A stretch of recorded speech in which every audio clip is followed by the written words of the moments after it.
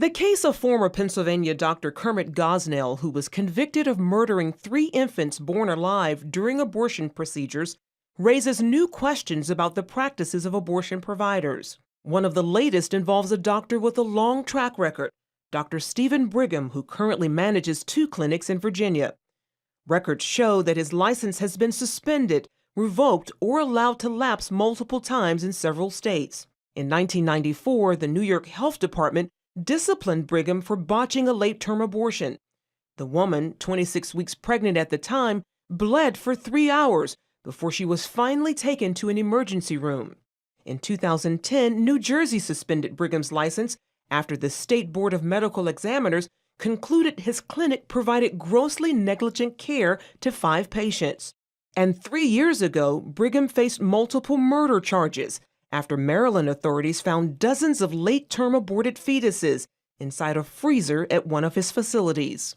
Investigators later dropped those charges because they could not determine if the babies had been aborted in the state.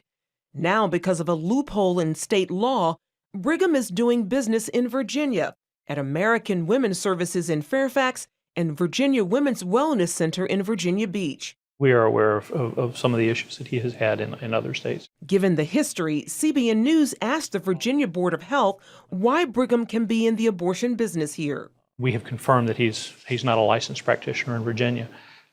We don't have, there's nothing in the regulations that dictates who can and cannot own a facility of any type. So that's where we are with that. CBN News reached out to Brigham for an interview, but our calls were not returned. Behind me is one of 2 abortion facilities operated by Dr. Stephen Brigham. Pro-lifers say as someone without a medical license to practice in the state, the doors should be closed. We know the track record of his license being suspended and revoked in almost every state he's ever practiced in. So then when inspections start coming up here in Virginia of his clinics here, we get very concerned. A recent inspection of his Virginia Beach clinic found that in January alone, 18 out of 44 women visiting the center faced complications. Discrepancies included improper hygiene and unsanitary injection practices. We asked about plans to address the problems. The way the regulations are written is that when we do an inspection and we find and identify certain problems, the facility, whether it's an abortion facility again or any other type of facility that we regulate, they're given an opportunity to fix those issues. But some examples go beyond those types of issues, especially ones witnessed by medical professionals from Brigham's past. In an interview with The New Yorker, an ER doctor who saw patients from Brigham's Pennsylvania clinic said, "The types of complications that we saw coming from them were so much worse. Major perforations to the uterine arteries, defects in the uterus that we couldn't repair. I had to do 3 or 4 hysterectomies. I was scared for the patients."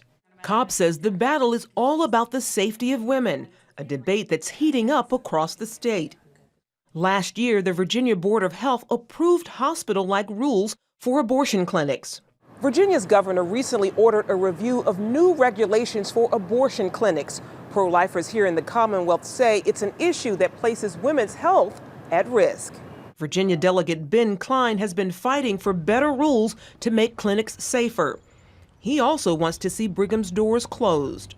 Well, it's very frustrating that in spite of his horrible history, that this man is allowed to operate abortion clinics in Virginia. You would think that Virginia health officials would want to keep him out of the Commonwealth and keep him from operating these kinds of clinics around the Commonwealth. Cobb says she'll keep sounding the alarm about the horrors of Dr. Stephen Brigham in the hopes that he and any others like him will be put out of business. Charlene Aaron, CBN News.